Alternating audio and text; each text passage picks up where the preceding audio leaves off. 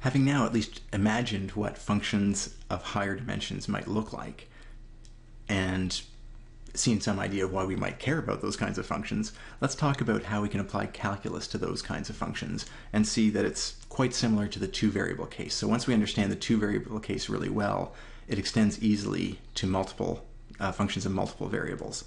So the generic case would be to have n input variables. And notice again, we're only considering the case of one output value. Got that right? Yeah. So we can have multiple inputs, 3, 4, 10, doesn't matter, but only one function value at the end. What we can do is still differentiate that function with respect to one of the variables, and the method that we do that with is keeping all the other variables fixed. So treating only the variable we're picking on as changing and leaving all the other variables as constants. So here's a nice simple three-variable example. Let's just go through it. We're going to look for f sub z. Again, another way to write di f di z. So if we're looking for the z derivative, we look for where the z's are and treating x and y as constants.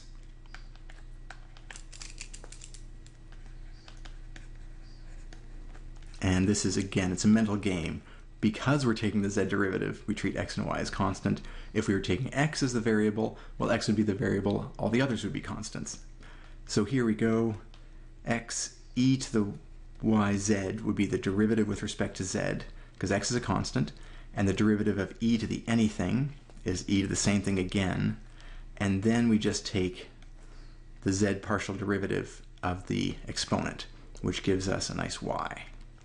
And then we're finished that term, because each term added together can be differentiated separately.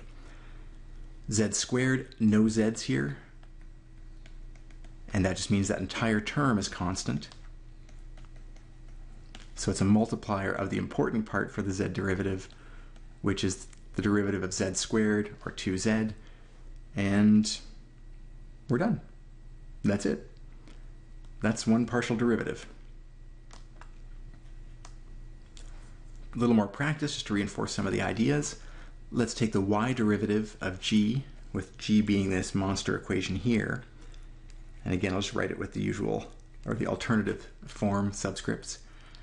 Here, oh, you might be so tempted to take the quotient rule and use the quotient rule, but you don't need to. Again, try to look for the simplest way possible. And if that means rewriting your equation to start with, that's perfect. Here we have e to the zy. There we go. This is a constant when we're taking the y derivative. If we're taking the x derivative, oh, absolutely, this would be a product or a quotient rule for sure. But here, if we're taking the y-derivative, this leading term is simply a multiplicative constant. Denominator, numerator, doesn't matter, it's a constant. So we can put it out front and leave it there. Things get more interesting when we move on. So we have that multiplier times the derivative of the inside here, and the derivative with respect to y, that's our variable, is going to be x squared times, well, derivative of y with respect to y is 1. And then we move along. Here, we've got y's in two places. We definitely need to use the product rule for the y derivative. No getting around it this time. So we have a 3 that's constant, but I'll just do 3y. So we have 3 times e to the zy plus 3y times e to the zy. Oh, we need one last derivative of the exponent. The derivative of the exponent is just z. And we're done. So the constant here, bring it out front, and then the derivative as normal, treating y as the variable, everything else is constant. Last but not least, as practice for now, let's differentiate h here, which is sine of xy plus xz cubed. We'll take the x derivative of that, and this time we'll write it out using the Leibniz notation. And so the derivative of sine anything is cos of the same thing times the derivative of the inside with respect to x, or that just gives a y. The derivative of the next term is simply z cubed. because the derivative of x is 1 and z cubed is a constant. And then at the point 0, 2, 3, notice here I need to specify all three variables because there's three input values. That derivative is going to be equal to cos of x times y, that's 0 times 2, times y, which is 2, plus 3 cubed. And that's 0. Cos of 0 is equal to 1. So we have 2 plus 27, 29. So if we were to take a small step in small step in x, then we'd expect our h value to go up at roughly 29 times the step that we took. That's again that interpretation of approximately delta h over delta x, the change in h for every change in x. So that's the technique for partial derivatives in 3 or more variables, and it's basically the same as 2 variables. So just keep that in mind. The same pattern applies. Whatever variable you're differentiating with respect to, treat all the others as constants.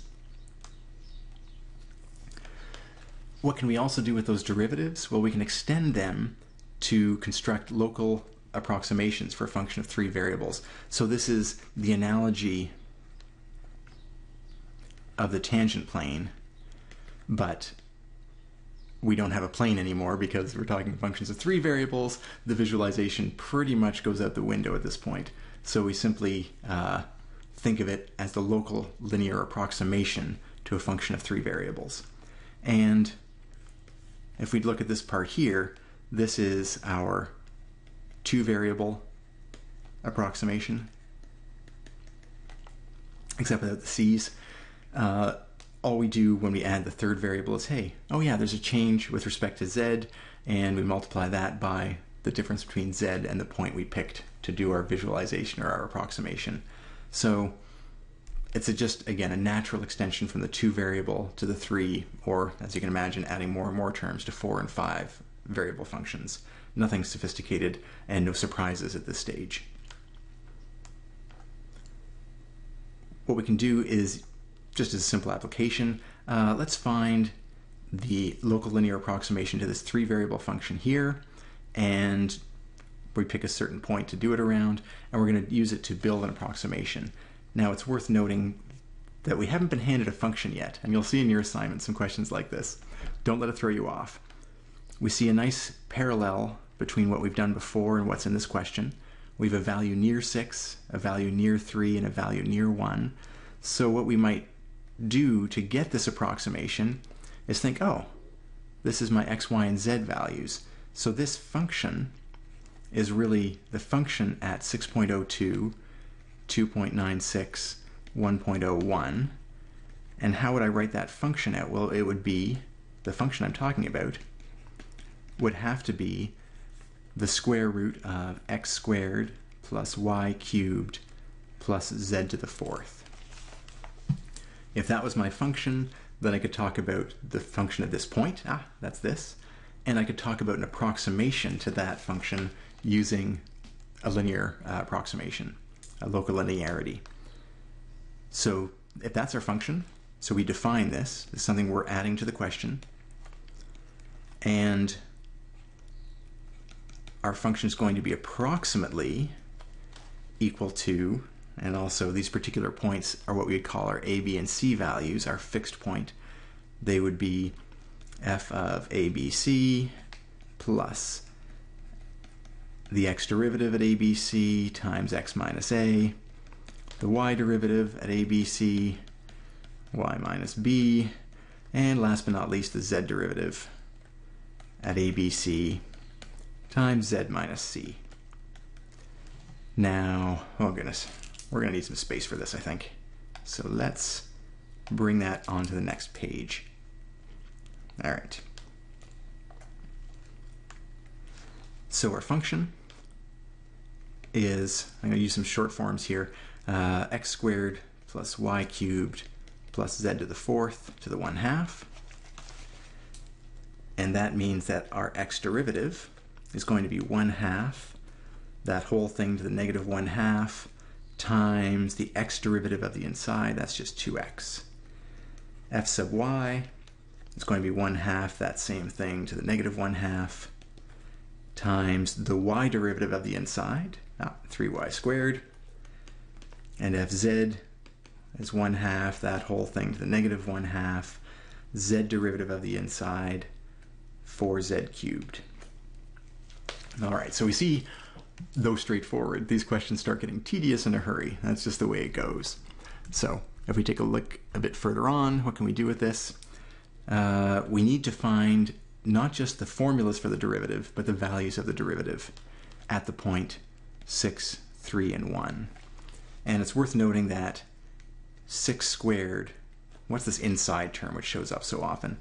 6 squared plus 3 cubed plus 1, that's 36 plus 9 plus 1, that's 46.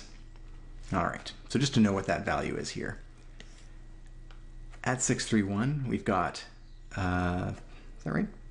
36. Oh, 3 cubed is 27. Silly me. 27, so plus 28. 36 plus 28. Should know this, but oh, look at that. 64. Notice all these square roots running around. That's going to make life a little bit easier. Just for reference, the square root of 64, of course, is 8, and 64 to the negative 1/2 is 1/8, 8 in the denominator. So that means all of these expressions here are simply 1/8.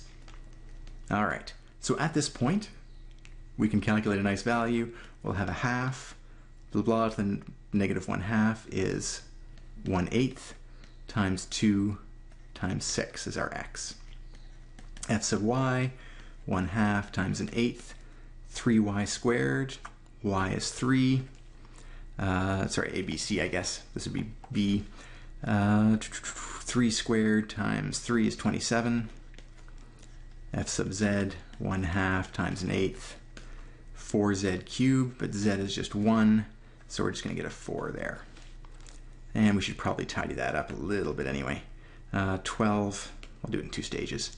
12 over 16, 27 over 16, and 4 over 16. That's the easy one. That's a quarter. That one's not simplifiable. Keep it the same. And that's 3/4. Okay. So we've now built up our derivative values at the point we're interested in, 6, 3, 1. And so our function is going to be approximately, oops, forgot one value, the key value. What's the function value at that? It is the square root of 64, or 8. So, just to refresh your memory, let's go back one page here. We take the function value at the point, plus the x derivative times x minus a, y derivative y minus b, z derivative z minus c. So we get the function value, x slope, x minus the point, y slope, y minus its starting value, 3, and last but not least, the z slope. Again, rate of change might be a better choice of words here. We don't really have slopes. It's harder to visualize. But we certainly have that term in the calculation for our approximation. That's your linear approximation to f of x, y, z, near 6, 3, 1. Last but not least, so f of 6 point, what were the values we wanted? 02, 296, 101. 296, 602. 6.02, 2.96, 1.01, which is the value we were asked for, is going to be approximately 8 plus 3/4 times, just to highlight where the x value is being used here. Again, notice that delta x form. Ah, it's beautiful. This is where we base ourselves, and because we're only taking a small step away, this approximation is reasonable, and we can see that this delta x is nice and small because we're taking two values that are close to one another. The y value is 2.96. So you notice we're taking a step down in y from where we were, so we get a negative delta y there. And last but not least, 1/4 of 1.01 minus 1. And just to reinforce that delta, we moved x by 0.02, we moved y by negative 0.04, and we moved our z by 1.01. So with a little bit of calculation with that, we can find out that the derivative values work out nicely to 7.95, approximately. That's with an approximation cutting down some of the digits for this nasty fraction here. Whew, all right. So one of the challenges you'll see in these kinds of problems is that you start filling up pages and pages of calculations. It's just the way the stuff goes. There's more happening in your function, so there's more calculation to be done, and this is what you get. So, but the key thing to keep an eye on for now is process. We have a function, we are given a point, or we inferred a point in this case, but it was fairly straightforward to recognize that we were talking about values around 631.